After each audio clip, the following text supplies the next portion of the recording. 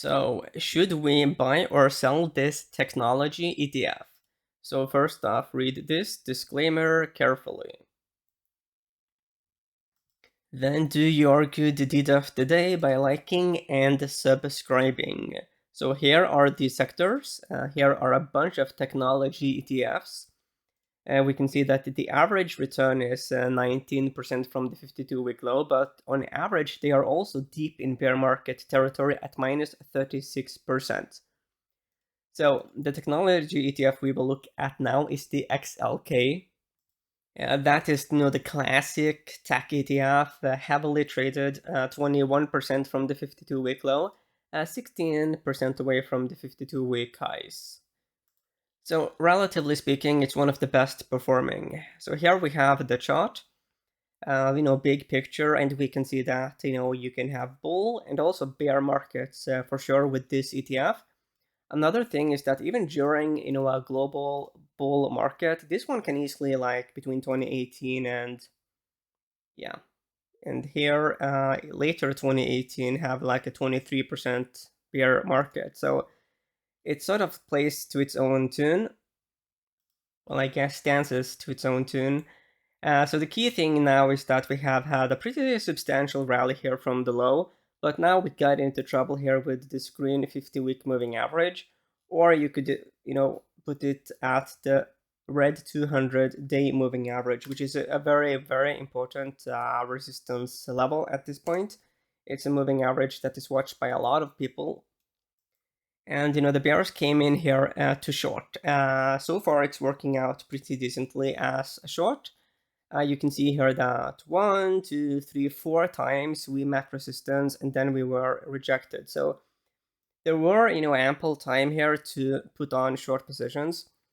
So the big question now is this just a temporary setback before another rally? Something that weakens that, more bullish thesis is that, this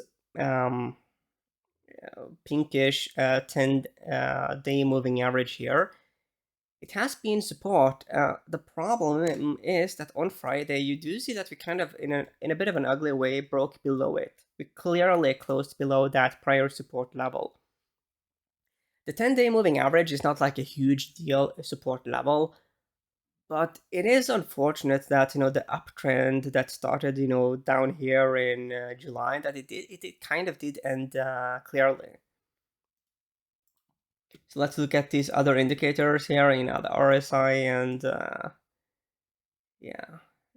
yeah, there are some. If we go here to the daily data points, we do see that RSI was rejected from a resistance, one of the resistance levels.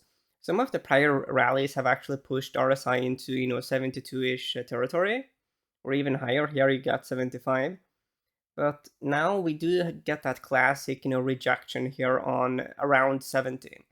And also looking at, the green 50-day moving average PPO, we are pulling back from a level that we have seen pullbacks in the past. So I write 200 daily moving average resistance here as, the entry signal stop loss.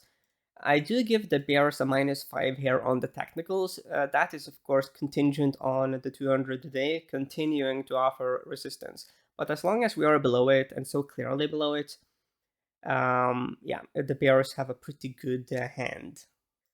So let's look at the seasonality. So to the right here, we get the average data. We do see that in green here over the last 5 years. Also here in blue over the last 7 years, and red also over the last 10 years. Heading into the early September, we usually see some weakness from the tech sector. Over the last 5 years, you can see here to the left, from August to September, it is very much a decrease in strength. September is the weakest month for tech, and we're now in the 21st of August. So this is not bullish seasonality. Over the last 10 years, September is it is actually the weakest month because the average loss here is minus 0.7%, while for June we actually on average have a bit of a gain, so it's a bad month. And over the last 20 years, we do see that it's not it's one of the more mediocre months. I think I will give the Bears a -5 on seasonality as well. So even though we are still in August, this is the later part of August, so you will have investors who prepare themselves for September. So those who want to get out of positions, to not suffer, the weakness of September, the typical weakness, they will start, to close out some of their positions, before September, because if they wait until September, then there's a risk, that they are not going to get a good exit. So let's compare the S&P 500 with the tech ETF. So let's go here to performance. Year to date, tech is underperforming the S&P 500. Beta is only slightly higher. The price earnings is a bit more substantially higher, 27.5 versus 21.7. Then again, the tech sector is known for having higher PE. The yield is almost double here on the S&P 500, the SPY ETF. Here we got the holdings. So you do see that you have some names who are on both sides here, like Apple, of course, Microsoft. When it comes to categorizing ETFs, that's a big topic. You could certainly argue that some of these companies like Visa, it is, I mean, they are using technology, but maybe it is more clearly financial services. The way stocks are categorized, it's very messy, really, because tech is one of those things that's, I mean, most companies use tech. I mean, if you had take like a Campbell soup company, uh, they also use technology, to automate their production processes. I mean, Coca-Cola also uses a lot of automation, but I mean, it would be a stretch to call them tech, though they are also very much into tech. So yeah. So here you can see the breakdown, a bunch of large caps, obviously very dominated here by USA. As of the recent rally, it has, pushed the fundamentals a bit. So the value that we had, near the recent lows, it's not there anymore.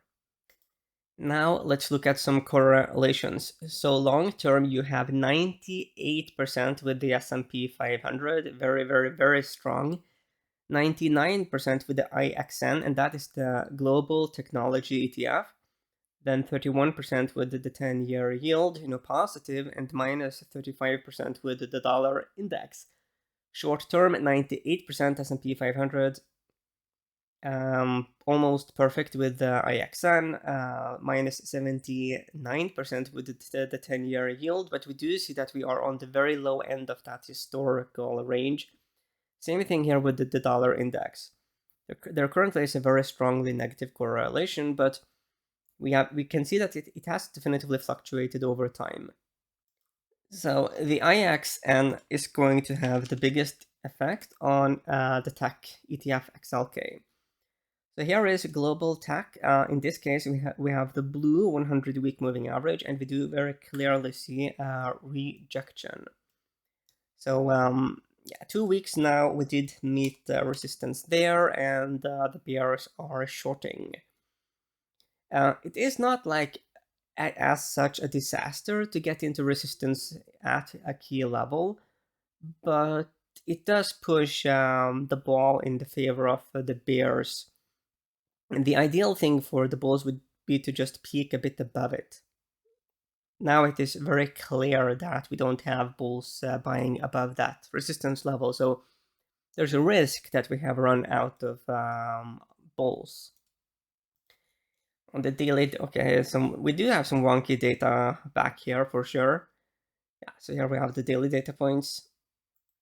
Yeah, quite some distance away from that 200-day moving average. Yeah, so let's look at these other indicators. Yeah, we did get into some trouble here near the upper end of RSI. Here is the relationship between XLK and IXN. Looking at the RSI here, we do see that the XLK, it is on the very high end of this range. Usually this leads to a pullback. We can see that back here, we've got a pullback here as well. We also got up into the high end, major pullback actually. So Yeah, this is not favorable to the XLK bulls. So there's a risk that people will route into IXN, maybe because of some value thesis, but the relationship here was pretty clear. When we go to the seasonality, yeah, over the last 10 years in red, 7 years in blue, and green, the last 5 years, we see that the XLK usually underperform the IXN leading into 21st of October. So that's obviously not bullish seasonality.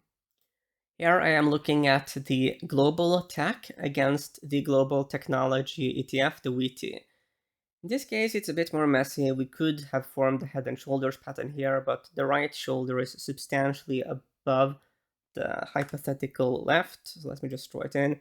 This could have been a left shoulder head, but the right shoulder here is so much above the left that it sort of neutralizes the head and shoulders pattern. So let's look at the seasonality here. Yeah, usually it's a bit messy here leading into early September. So the key line in the sand entry signals stop loss is 200 daily moving average resistance. We end up with a -4 in favor of the bears. And yeah, -4 on relative performance. The key thing here is that, the XLK does have a tendency to underperform a global tech. So there's a risk that there's going to be some rotation out of tech also just to get into the global tech. So we do have some time left now, so let's just run through some of the charts, some of the stocks in the global tech, no, in the XLK, the tech ETF. So the biggest component here is Apple, and we do certainly seem to have a bit of a resistance level here. So let me just draw that in. So we have a bit of a diagonal, resistance level around here. That's a problem. So let's look a bit at RSI, and the weekly RSI is not really in like big trouble territory yet. Let's look at the dailies. Yeah, so on the dailies here, you do see that we are currently getting rejected from a very similar RSI level to what we had, back here. We also see the same pattern here with the PPO. The green PPO measures the distance between price and the green 50-day moving average. And the current level, it formed issues back here, led to a significant correction. Back here, a very substantial correction. And we are at that level now. Here is NVIDIA. The key level here in terms of moving averages is definitively this blue 100-week moving average, major resistance level. Going here to the daily data points, interestingly, we do actually have the blue 100-day moving average creating problems here. So yeah, the ghost of the 100-point moving average definitively creating problems here for the bulls. Here is Microsoft, major tech name. Let's go here. Yeah, so on the daily data points, we can clearly see that the red 200-day moving average being a major resistance level here in the past. It can also be a pretty decent support level, but recently it's definitely played the role of resistance a lot more than support. So yeah, the bears are just using that moving average to short in the same way that the bulls use that moving average to buy when we get it at support. Here is Visa, one of the stranger components of the tech ETF. So we do see that the blue 100 week is definitively a resistance level, but the Visa has a bit of a messy relationship with that moving average. You can see that it has been sliced and diced a lot. So it's been very frustrating to use as like a stop loss level for bullish and also bearish positions. So let's measure what kind of stop loss you would have to have around that moving average for it not to, so you would have to have like a 5% stop here, but that starts to get a bit wide for this kind of a stock. So definitively there's a lot of interesting things happening now in the market. We have seen a very substantial rally, but it's now starting to fizzle out. There's been a lot of talk about a bear market rally, and the classical thing about the bear market rally is that resistance leads to the continuation of the big bear. So definitively the coming weeks will be a huge deal for the global economy, frankly.